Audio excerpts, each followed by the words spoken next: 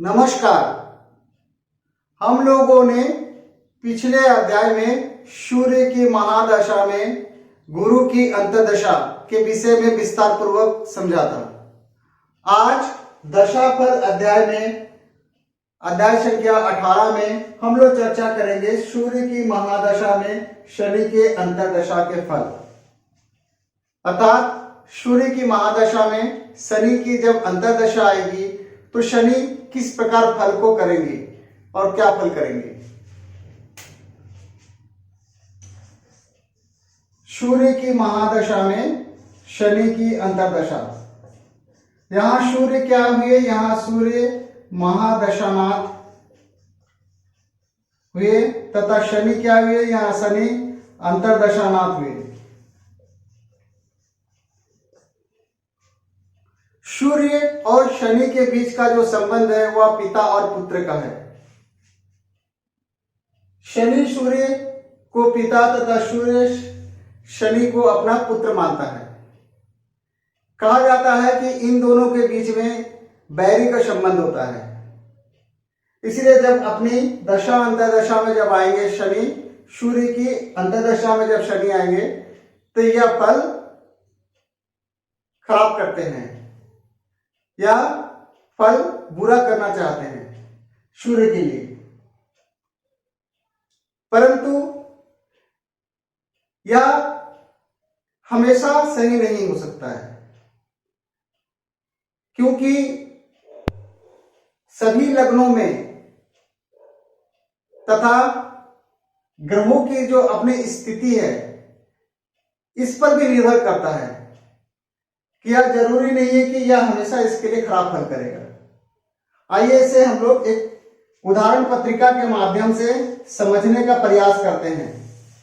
सबसे पहले हम लोग ये समझेंगे कि सूर्य शनि के लिए किस प्रकार का संबंध रखता है।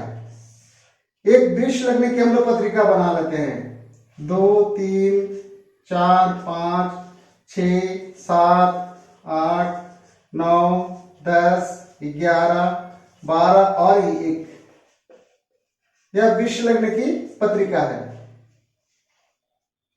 वृष लग्न की पत्रिका में सूर्य केंद्र के स्वामी होते हैं, चौथे भाव के स्वामी होते हैं वृष लग्न की पत्रिका में।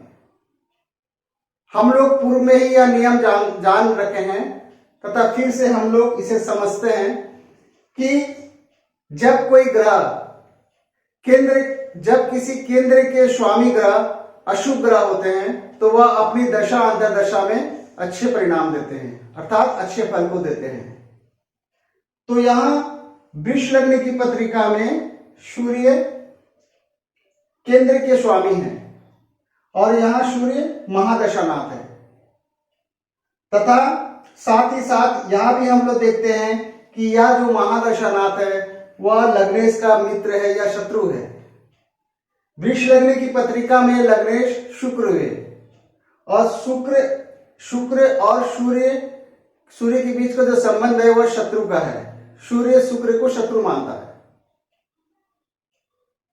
तो इस स्थिति में हम लोग इस नियम को समझ सकते हैं कि यह फल बहुत खराब भी नहीं इनको प्राप्त होगा और बहुत अच्छा भी नहीं होगा, दोनों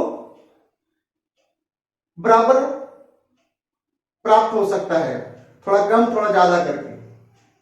इसके बाद आते हैं हम लोग वृष लग्न में शनि की बात करते हैं। वृष लग्न में शनि 9वें भाव के स्वामी तथा 10वें भाव के स्वामी होते हैं, अर्थात ये पूर्ण योगकारी ग्रह होते हैं।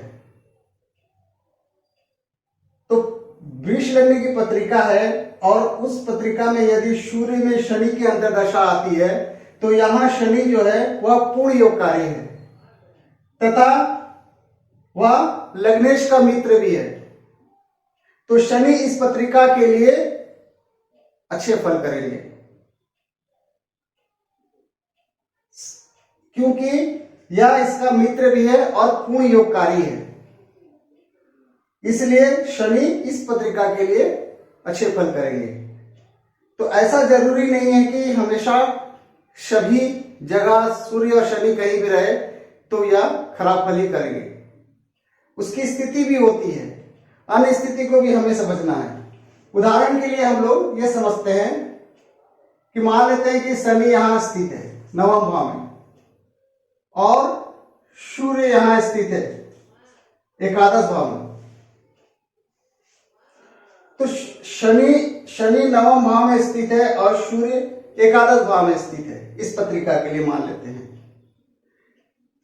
तो नैसर्गिक रूप से शनि सूर्य को शत्रु मानता है और सूर्य भी शनि को शत्रु मानता है, परंतु तात्कालिक रूप से शनि से देखें तो सूर्य कहां बैठा है, 1 2 3 तीसरे घर पे जाके स्थित है। तो तात्कालिक रूप से यह मित्र हुए, नैसर्गिक रूप से शत्रु तथा तात्कालिक रूप से मित्र। यदि इसे पंचदा मैत्री में हम लोग समझने की कोशिश करें तो यह सम हो जाते हैं। तो अर्थात शनि जो है बहुत ज्यादा अपना खराब प्रभाव नहीं देंगे, बहुत ज्यादा सूर्य का विरोध नहीं करेंगे, क्योंकि ये पंचदा मैत्री के अनुसार सम हो जाते हैं। तथा इन दोनों का जब एक्सिस देखेंगे तो 3 और 11 का एक्सिस है, जो कि अच्छा एक्सिस होता है, शुभ एक्सिस माना जाता है। तो इस प्रकार हम लोग ये समझ सकते हैं कि सूर्य में शनि जब आएगा तो किस प्रकार शनि फल करेगा। कोई जरूरी नहीं है कि हमने जो उदाहरण लिया इस प्रकार का ही पत्रिका प्राप्त हो जाए और रिजल्ट भी इस तरह का मिल जाए। इसके ऊपर अन्य ग्रह के प्रभाव को भी हमें समझना है और अन्य स्थिति को भी समझना है। कोई जरूरी नहीं है कि इस प्रकार की स्थिति हमें प्राप्त हो पत्रिका में। बस हमने एक उदाहरण लिया इसे समझने के लिए कि यदि सूर्य शनि के क्षमा चाहते हैं, यदि सूर्य के महादशा में शनि आए तो हमेशा खराब फल करेंगे, ऐसा जरूरी नहीं है। इसके लिए हमें कुंडली को अच्छी तरीके से निरीक्षण करने की आवश्यकता है। निरीक्षण करने के बाद ही हम लोग फल को कहेंगे। आइए आप समझते हैं कि सूर्य के महादशा में शनि की अंतर्दशा आने पर शनि किस प्रकार फल करेंगे। जैसा कि पूर्व से ही हम लोग जानते हैं कि कोई भी दशा नाथ जो है वह फल 2 प्रकार से करता है, एक तो साधारण, दूसरा विशिष्ट। अर्थात साधारण के अनुसार में वो उसके स्वतंत्र कार्य तत्व के फल को करता है और विशिष्ट के अनुसार उसके तात्कालिक प्रभाव किस स्थान पर स्थित है। यदि मान लेते हैं कि किसी की कुंडली में ऐसी स्थिति बनती है, शनि नवम भाव में स्थित हो, तो ऐसे स्थिति में शनि बलवान हो गए, अपने ही भाव में स्थित है और भाग्य भाव में स्थित है। त्रिकोण का यह उत्तरोत्तर बलिय स्थान होता है तथा कहीं से और कहीं किसी शुभ ग्रह की दृष्टि हो जाए, तो ऐसे स्थिति में शनि के जितने भी स्वतंत्र कारक तत्व हैं वे अच्छे हो जाएंगे तथा शनि नवम भाव में स्थित होकर इस भाव की फल अच्छे करेंगे।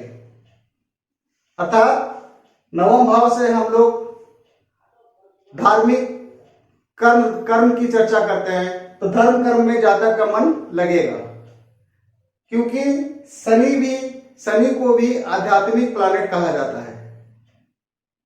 तथा काल पुरुष की कुंडली में नवम भाव में गुरु के राशि होते हैं, इसलिए जातक का धर्म कर्म में रुचि लग सकता है, आध्यात्मिक की ओर रुचि बढ़ सकता है। इस प्रकार हम लोग शनि के फल को समझ सकते हैं। यदि मान लेते हैं कि शनि पीड़ित हो, 8वें या 12वें में स्थित हो जाए, शत्रु राशि में स्थित हो जाए, अस्त हो जाए या 2 से अधिक ग्रह से वह पीड़ित हो जाए या राहु केतु के एक्सिस में आ जाए, तो ऐसी परिस्थिति में यदि हो तो हम लोग ये कहेंगे कि शनि जो है फल उसके स्वतंत्र कारक तत्व में कमी होगी।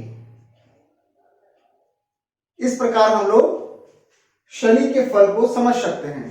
तथा ऐसी परिस्थिति में सूर्य में शनि आने से तो हम लोग यह भी कह सकते हैं कि पिता को कष्ट हो सकता है, पिता को परेशानी हो सकती है। इस प्रकार हम लोग सूर्य की महादशा में शनि की अंतर्दशा यदि आती है तो हम लोग समझने का प्रयास करेंगे। साथ ही साथ हम लोग यह भी देखेंगे कि शनि कालपुरुष की कुंडली में कहाँ के स्वामी होते हैं।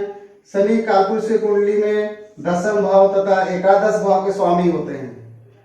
तो शनि दशम भाव और एकादश भाव को भी एक्टिव करेगा और यहाँ के फल को भी करना चाहेगा। साथ ही साथ हम लोग फिर एक्सिस को भी देखते हैं कि दशा एक्सिस क्या है, सूर्य से शनि कहाँ स्थित है।